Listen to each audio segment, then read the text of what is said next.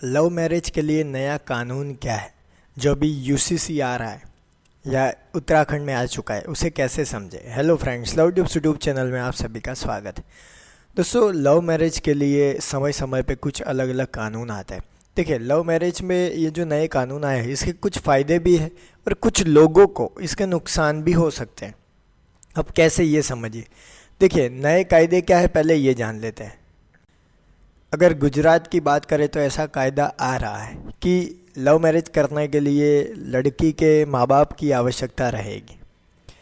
अब हो सकता है इसमें से कोई एक की आवश्यकता रहे, लेकिन आवश्यकता रहेगी पेरेंट्स की।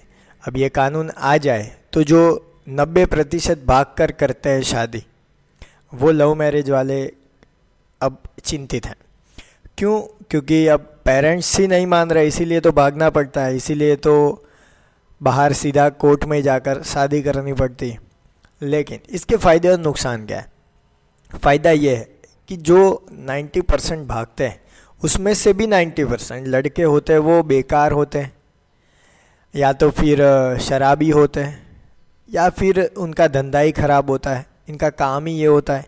तो इसमें कुछ लड़कियां फंस जाती हैं। कई केस में लड़के लड़की दोनों ही ऐसे होते हैं, वो दोनों ही चाहते हैं, लेकिन कुछ केस में लड़कियां फंस जाती हैं। इसकी वजह से ये कानून लाया गया है। अब इसमें नुकसान कुछ कुछ लोगों को है कि जहाँ पे लड़का लड़की दोनों ही अच्छे हैं, लड़का अच्छे घर से है, लड़का कमाता है, सब कुछ करता है, लेकिन फिर भी उनके माँ बाप की कोई जिद है या कुछ भी कोई कारण है जिसकी वजह से वो कर नहीं रहे, इनको शायद नुकसान हो सकता है। अब एक बात यह है कि ऐसे कानून होने ही चाहिए। क्यों होने चाहिए?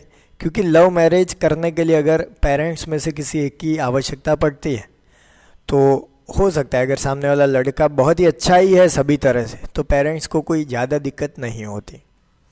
अब यूसीसी में लिव इन रिलेशनशिप का भी एक कानून आया है जो अभी उत्तराखंड में लागू किया गया है।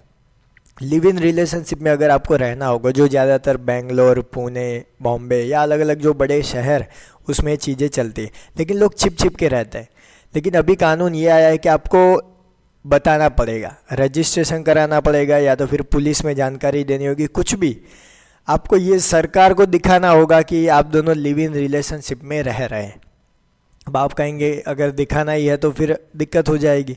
हाँ, लिव इन में कई बार क्या होता है, मर्डर हो जाना, कुछ दिक्कत हो जाना, कुछ ऐसा हो जाता है, इसकी वजह से कानून बनाया गया है।